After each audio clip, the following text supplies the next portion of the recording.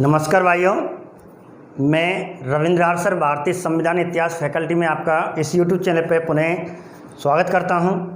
और जो हमारे भारतीय संविधान में न्यायपालिका चल रही है, न्यायपालिका में मैं हाई कोर्ट और सुप्रीम कोर्ट दोनों को लेके चल रहा हूं। ठीक है, तो समय ना व्यर्थ करते हुए अपनी वीडियो चालू करें, अपनी क्लास चालू करें। तो आज का जो टॉपिक था, कल मैंने सामान्य परिचय करा दिया कि न्यायपालिका भारत में कैसी आई। अब बात करते हैं, कुछ अनुच्छेद पूछ रहे जाते हैं अनुच्छेदों के बारे में।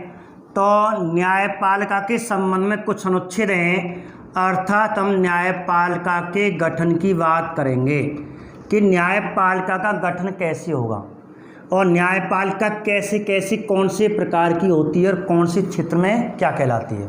ठीक है, तो पहली बात करेंगे, जैसे क्वेश्चन आ जाए आपके लिए सामने, कोई प्रश्न आ गया कि उच्च न्यायालय या उच्चतम न्यायालय किसी राज्य या संघराज्य क्षेत्र में न्यायपालिका का गठन करने का अधिकार किससे प्राप्त होता है। ठीक है, या उच्चतम न्यायालय की न्यायपालिका गठन करने का अधिकार किससे प्राप्त है, राष्ट्रपति को, संसद को, लोकसभा को, ऐसे प्रश्न या मंत्री परिषद को। तो आपको आंसर क्या करना है, तो न्यायपालिका के गठन का जो अधिकार प्राप्त है वह संसद को प्राप्त है। संसद को गठन का अधिकार एक बार, अर्थात न्यायपालिका संघ राज्य क्षेत्र, राज्य या संघ क्षेत्र, भारत संघ के क्षेत्र में न्यायपालिका गठन की जाएगी, वो संसद करेगा एक बार। अब न्यायपालिका कैसी, अब किस प्रकार की होती है और किस क्षेत्र में क्या कहलाती है, उस पे हम चर्चा करने वाले हैं। जैसे कि न्यायपालिका संपूर्ण देश के लिए एक न्यायपालिका होगी जो सर्वोच्च होगी। देश के लिए एक न्यायपालिका होगी जो एकमात्र और सर्वोच्च होगी। उसे क्या कहा जाएगा, उसे कहा जाएगा उच्चतम न्यायालय। अर्थात न्यायपालिका अर्थात न्यायालय की बात चल रही है, तो न्यायालय कौन से क्षेत्र में क्या कहलाएगा, जो संपूर्ण राज्य का मतलब यहाँ देश से लिया गया है, संपूर्ण देश के लिए एक उच्च न्यायालय होगी जिसे उच्चतम न्यायालय कहा जाएगा। क्लियर कर दिया। दूसरी बात, भारत संघ राज्यों में विभाजित है, राज्यों का संघ है। अब राज्यों में भी एक न्यायपालिका होगी। इस प्रकार एक राज्य के लिए न्यायपालिका, अब एक राज्य के लिए न्यायपालिका होगी, उसे क्या कहा जाएगा, प्रत्येक राज्य के लिए, एक राज्य के लिए कह सकते हैं, प्रत्येक राज्य के लिए एक न्यायपालिका होगी, उसे क्या कहा जाएगा, उसे उच्च न्यायालय कहा जाएगा। अर्थात राज्यों के लिए एक न्यायपालिका होती है, उसे क्या कहते हैं, जो राज्यों में सर्वोच्च न्यायपालिका होती है, सर्वोच्च न्यायपालिका होती है, उसे उच्च न्यायालय कहते हैं। संपूर्ण देश में एक उच्च न्यायपालिका होती है, उसे उच्चतम न्यायालय कहते हैं। और राज्यों में जो सर्वोच्च न्यायालय होती है, न्यायपालिका होती है, उसे उच्च न्यायालय कहा जाता है। ऐसे ही भारत राज्यों का संघ है, कुछ संघ शासित प्रदेश हैं। वर्तमान में भारत राज्यों का संघ, जिसके तहत कितने राज्य हैं हमारे यहाँ, वर्तमान में कितने राज्य हैं, 28 राज्य हैं। और कितने केंद्र शासित प्रदेश हैं, 28 राज्य और 8 केंद्र शासित प्रदेश हैं। आज की स्थिति में बात कर रहे हैं, मई 2020 की बात कर रहे हैं, 2020 की बात कर रहे हैं। इस प्रकार आज वर्तमान में भारत में 28 राज्य, 8 केंद्र शासित प्रदेश हैं, आज की स्थिति। ठीक है, पुराने विद्यार्थी पढ़ाओगे, कहीं पे 7 लिख रहा हूँ, कहीं में 6 लिखाया है। आप बोलो आज की स्थिति, आज हमारे भारत में 28 राज्य, 8 केंद्र शासित प्रदेश हैं। उनको मैं आपको बता दूंगा 8 कौन कौन से केंद्र शासित प्रदेश हैं। तो पहले बात करते हैं, अब कुछ जो केंद्र शासित प्रदेश हैं उनके लिए भी अलग से एक न्यायपालिका हो सकती है। उसे क्या कहा जाएगा, यदि कोई संघ राज्य क्षेत्र संघ राज्य क्षेत्र जिसे केंद्र शासित प्रदेश कहते हैं, इनके लिए भी अलग से एक न्यायपालिका होगी। इस न्यायपालिका को क्या कहा जाएगा? इस न्यायपालिका को संघ राज्य क्षेत्र उच्च न्यायालय कहा जाएगा। ये भी उच्च न्यायालय है, ठीक है। ऐसे करके इसमें बातें बताई गई। अब ये भारतीय संविधान में कहाँ लिखा हुआ है? अब आपको अनुच्छेद पूछेगा, अनुच्छेद पूछेगा इसका कि उच्चतम न्यायालय का उल्लेख भारतीय संविधान के कौन से अनुच्छेद में है, ठीक है, कौन से अनुच्छेद में है, आपको अनुच्छेद पूछे जाएंगे। ऐसे ही प्रत्येक राज्य में एक उच्च न्यायालय होगा, इसका उल्लेख कौन से अनुच्छेद में है? तो किस अनुच्छेद के तहत प्रत्येक राज्य में एक न्यायपालिका उच्च न्यायालय होगी? तो इसका अनुच्छेद पूछेगा। या अलग से जो केंद्र शासित प्रदेश है उसमें एक उच्च न्यायालय की स्थापना की जा सकती है, इसका उल्लेख कौन से अनुच्छेद में है? अब आपको अनुच्छेद पूछते हैं, बच्चों को याद नहीं होता, तो मैं एक ट्रिक के माध्यम से, ट्रिक का मतलब है सामान्य ट्रिक, एक बुद्धिशाली ट्रिक, बुद्धि के माध्यम से आपको 3 अनुच्छेद याद करने हैं। एक अनुच्छेद है 2 एक्स्ट्रा अनुच्छेद। जैसे आपको एक अनुच्छेद याद करने पड़ेगा, उच्चतम न्यायालय का उल्लेख 124 अनुच्छेद में है, या याद कर लो।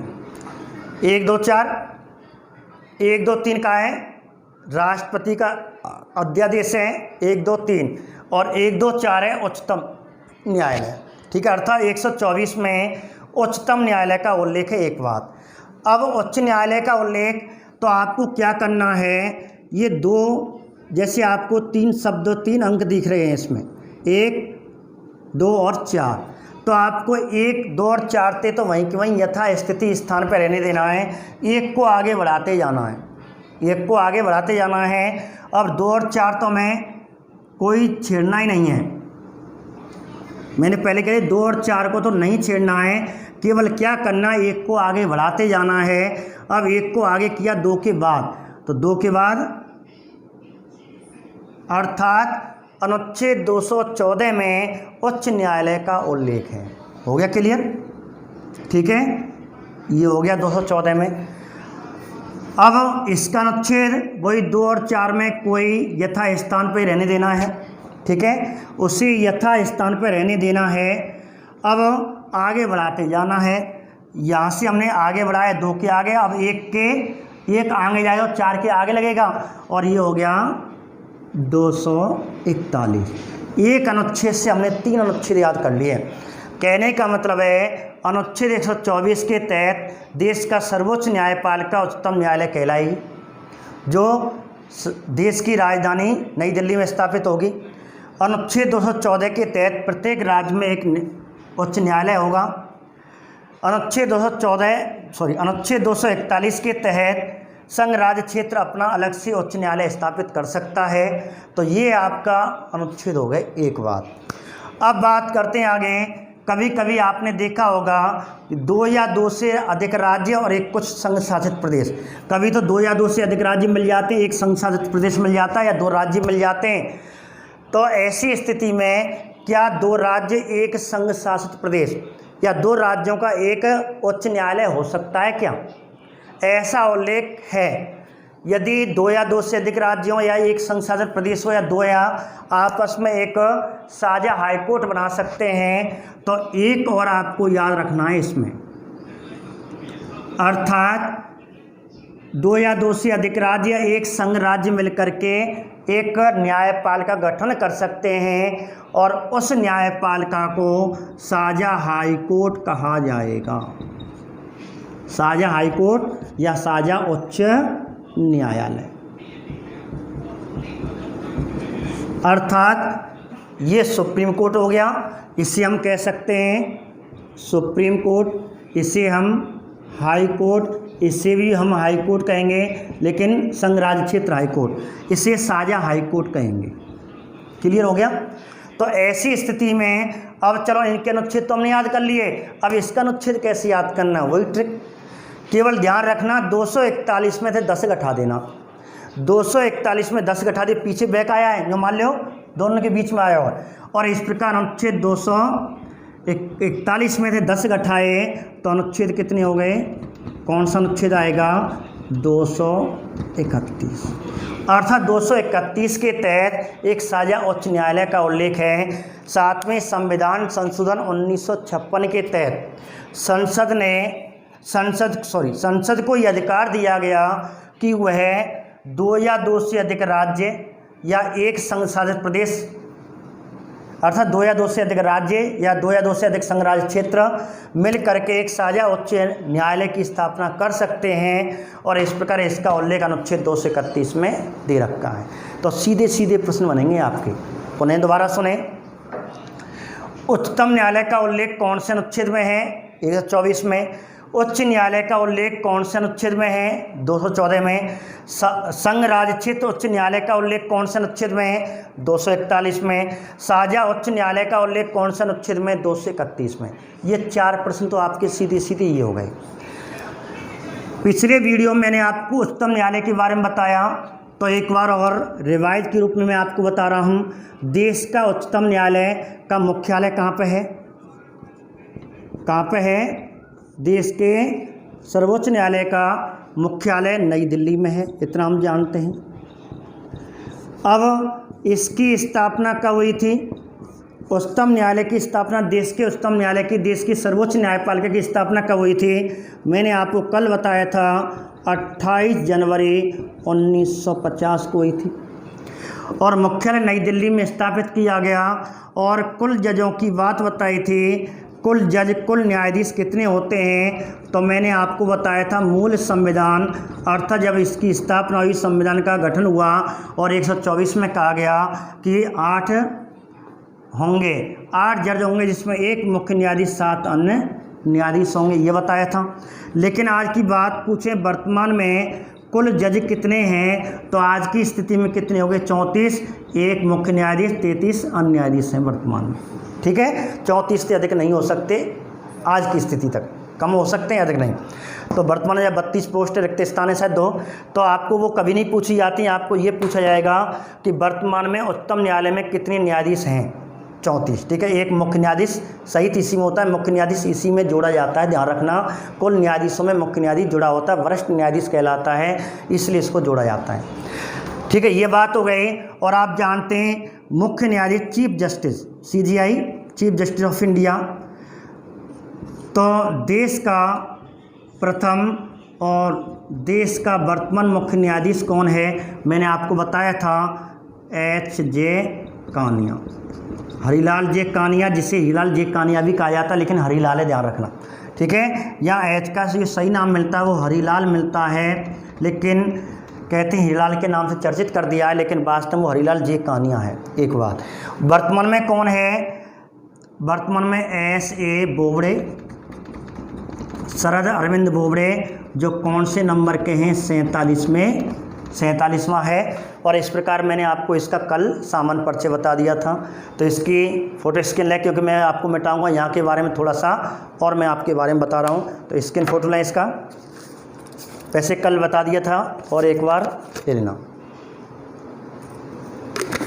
अपनी नोटबुक में इसी प्रकार एक पेज में, एक पन्ने में ये बनाना है पूरा डायग्राम, साफ साफ, जो ना छोटे छोटे बनाना है, पूरे पन्ने में साफ साफ आ जाए। ठीक है, आधे से अधिक पन्ने में आ जाए, फिर कुछ नोटें उसमें ऐड करनी है, क्योंकि इसमें से क्वेश्चन आराम से देखना, पिछले पेपर देखना, आराम से क्वेश्चन आपको इसमें से मिल जाएंगे। अब बात करते हैं आगे, क्योंकि जगह बढ़ गई, क्यों इससे मिटाऊंगा। तो ये तो हमने उच्चतम न्यायालय की सामान्य जानकारी जो लगभग पूछी जाती है, 90% प्रश्न आपको इसी में से पूछे जाते हैं, उच्चतम न्यायालय में से। अब बात करते हैं उच्च न्यायालय की। ठीक है, तो उच्च न्यायालय की बात कर रहे हैं। देखिए, अब आपके क्वेश्चन पूछ सकता है उच्च न्यायालय, तो वर्तमान में कुल उच्च न्यायालय कितने हैं देश में, वर्तमान में कुल हाई कोर्ट कितने हैं, तो बता सकते हो। क्वेश्चन आया 23, 24, 25, 27, तो देश में वर्तमान में कुल हाई कोर्ट, कुल उच्च न्यायालय की संख्या पूछ रहा है, कुल उच्च न्यायालय किसने, साझा सहित आते हैं सभी जोड़े जाते हैं इसमें। कुल उच्च न्यायालय कितने, केवल उच्च न्यायालय का पूछेगा तो आपको आंसर कितना करना है, 25 करना है। एक बात, पहले 24 थे 2019 से पहले, 25 हाईकोर्ट हो गए वर्तमान में, ध्यान रखना। पुराने विद्यार्थी पढ़ो, एक साल पहले मेरी क्लास ली, वहाँ 23 या 24 लिख रहा होगा, कुछ में 24, किसी में 23, 24 हो चुके थे, लेकिन 2019 में एक बढ़ गया इसलिए 25 हो चुके हैं। ठीक है, आज की स्थिति में कहते हैं पहले 24 थे 2019 से पहले 18 तक, 2018 तक 24 थे, 2019 में एक बढ़ गया और इस प्रकार आज संख्या इनकी कितनी हो गई, 25 हो गई। एक बात। दूसरी बात, अब अगला क्वेश्चन पूछेगा, एक क्वेश्चन ये आ सकता है, ध्यान रखना, देश में वर्तमान में कुल हाईकोर्ट कितने हैं, 25 हैं। बहुत अच्छा प्रश्न, ध्यान रखना। अब क्वेश्चन आपको ये पूछ सकता है कि देश का पहला उच्च न्यायालय कौन सा है, देश का पहला उच्च न्यायालय कौन सा है, बताओ। कल मैंने आपको इतिहास परिचय बताया है, क्या है, आपको ऑप्शन में आएंगे, जैसे इलाहाबाद है, कलकत्ता है, बम्बई है, मद्रास है, और जैसे जबलपुर आ गया। आपको आंसर क्या आएगा, नागपुर आ गया, तो आंसर क्या होगा, प्रथम। तो पहला कलकत्ता में, आपको मैंने कल बताया था 1861 के एक्ट के तहत 1862 में कलकत्ता, बम्बई, मद्रास 3 हाईकोर्टों की स्थापना हुई थी 1862 में। ठीक है, हाईकोर्ट सुप्रीम कोर्ट उससे माना जा सकता है, कलकत्ता में सुप्रीम कोर्ट माना जाता है उसको, जो 1774 में पहला न्यायपालिका, भारत की पहली न्यायपालिका, जिसे देश का उच्चतम न्यायालय कहा जा सकता लेकिन नहीं था। तो 1774 में देश में पहली न्यायपालिका, देश का पहला न्यायालय स्थापित हुआ था कलकत्ता में। लेकिन हाईकोर्ट की बात पूछे तो हाईकोर्ट की स्थापना 1862 में कलकत्ता में। ठीक है, दूसरा बम्बई, तीसरा मद्रास, और चौथा है आपको इलाहाबाद, जो आगरा में स्थापना हुई थी 1866 में, आगरा में स्थापना हुई और इलाहाबाद फिर लखनऊ में पीट कर दी गई। ठीक है, कलकत्ता हो गया पहला, और इसकी स्थापना कब हुई थी, 1862 में। अब आपको नवीनतम अर्थात 25वां, नवीनतम कह लो या 25वां कह लो, ये नवीनतम ही तो कहलाएगा। तो देश का नवीनतम हाई कोर्ट, देश का नवीनतम उच्च न्यायालय कौन सा है, ये क्वेश्चन पूछेगा। आपको राज्य देगा या मुख्यालय देगा, ये भी अच्छा प्रश्न है। इसमें से आपको ध्यान रखना, इस टॉपिक को आपको अच्छी तरह पढ़ के जाना है, रीट वाला हो, पुलिस वाला हो, पटवारी वाला हो, कोई भी। ठीक है, तो ये टॉपिक आपको सामान्यतः सीधा सीधा प्रश्न मिलेगा, इसी डायग्राम में से मिल जाएगा। तो कहने का मतलब है, देश का नवीनतम अर्थात 25वां हाईकोर्ट कौन सा है, या राज्य देगा या मुख्यालय देगा। अधिकतर प्राय राज्य देते हैं या मुख्य, राज्य ज़्यादा देते हैं। तो कौन से राज्य में नवीनतम हाईकोर्ट की स्थापना हुई है, तो 25वां जो नवीनतम हाईकोर्ट है और अंतिम हाईकोर्ट है राज्य देश का, वह आंध्र प्रदेश है।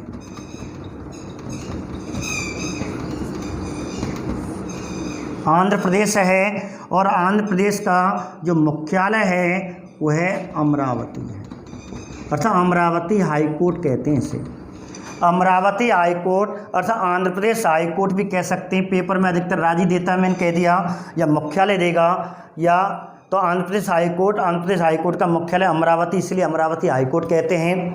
ठीक है, अमरावती हाई कोर्ट, और कहते हैं कि इसका मुख्यालय अमरावती है, इसलिए अमरावती हाईकोर्ट कहते हैं। अब इसकी स्थापना कब हुई, तो इसकी स्थापना 1 जनवरी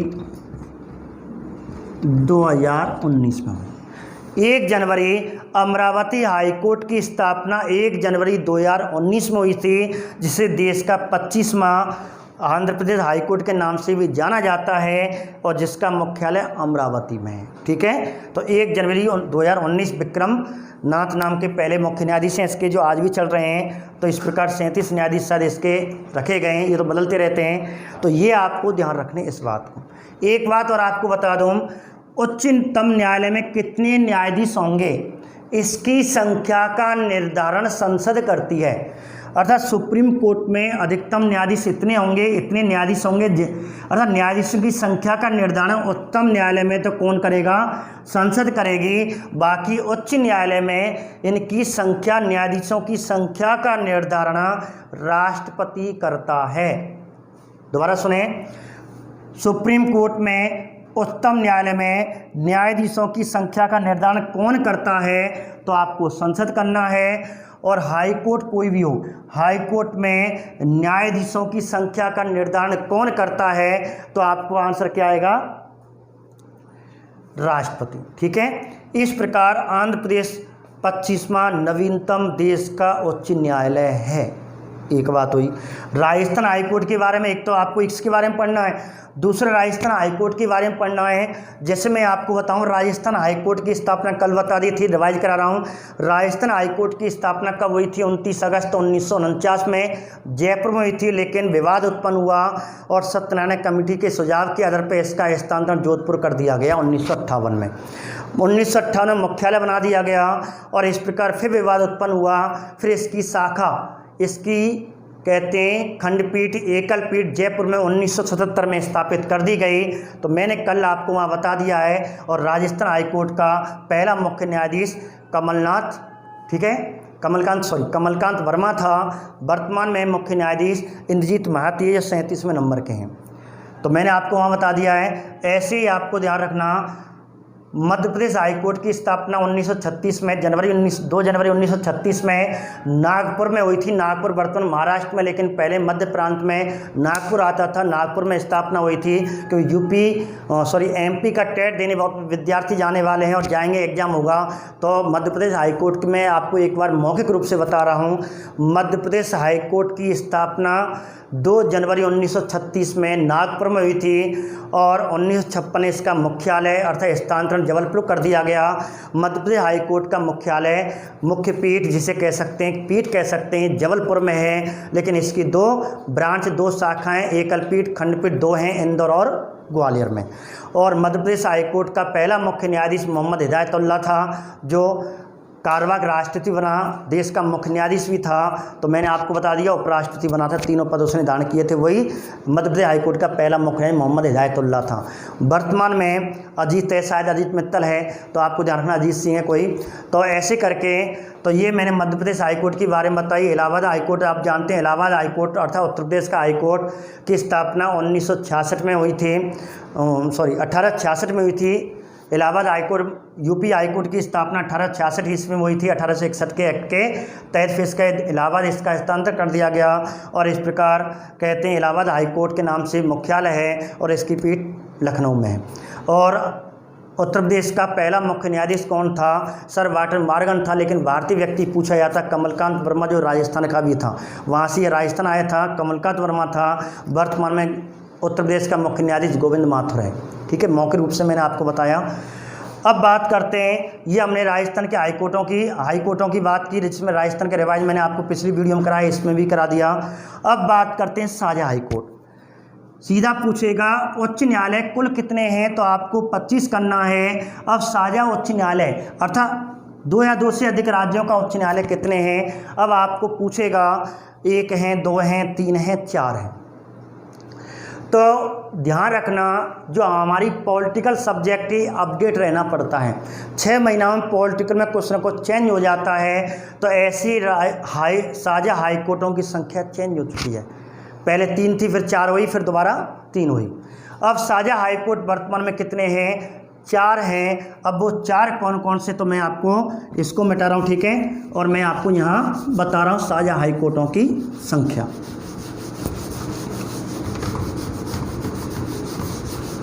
अब साझा हाईकोर्ट देश में 3 है, केवल कुल संख्या में 3 करना है। कौन सा साझा हाईकोर्ट नहीं है, ऐसे भी क्वेश्चन पूछ सकता है। तो साझा हाईकोर्ट की बात चल रही थी यहाँ,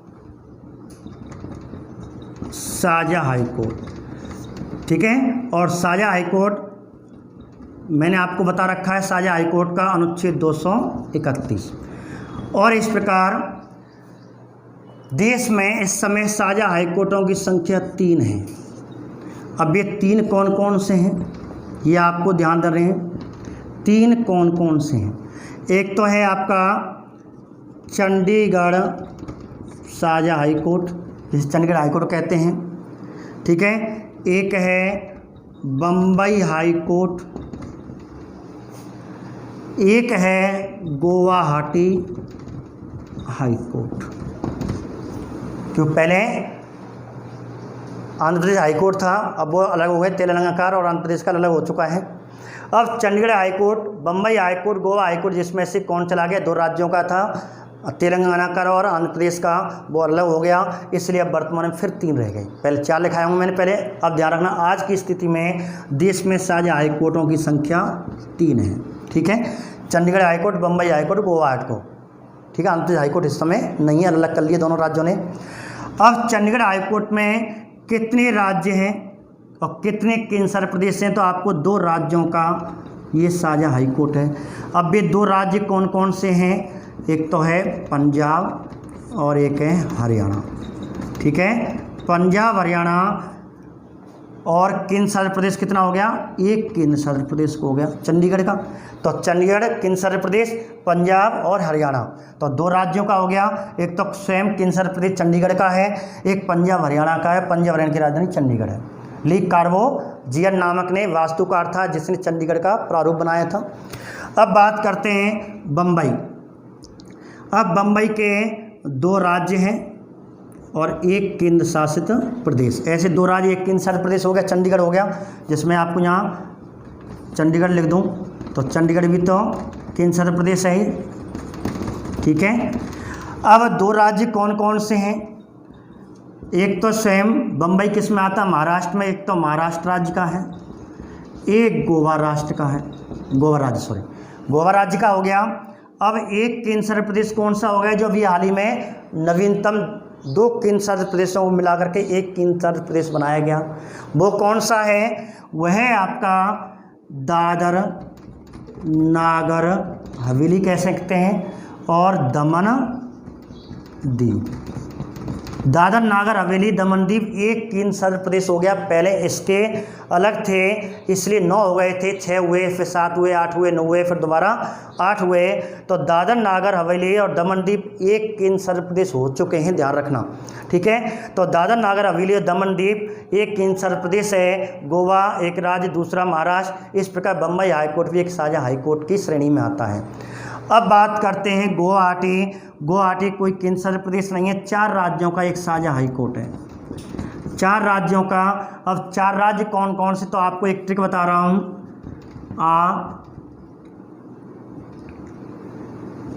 मीना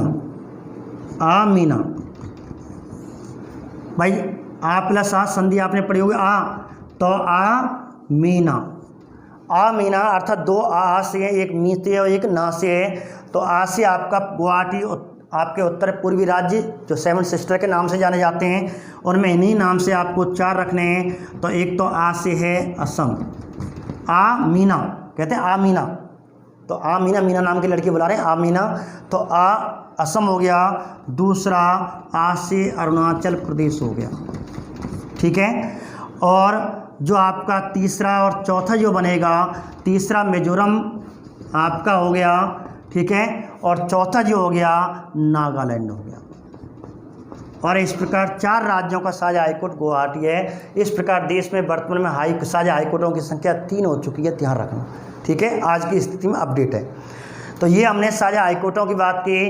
अब आ जाते हैं संघ राज्य क्षेत्र की बात करते हैं। लास्ट आपका ये बिंदु है, तो आप इसका स्क्रीन फोटो ले सकते हैं। फिर मैं आपको केंद्र शासित प्रदेशों की संख्या बता रहा हूँ वर्तमान में कितने हैं और कौन सा संघ राज्य क्षेत्र किस राज्य में विलय है।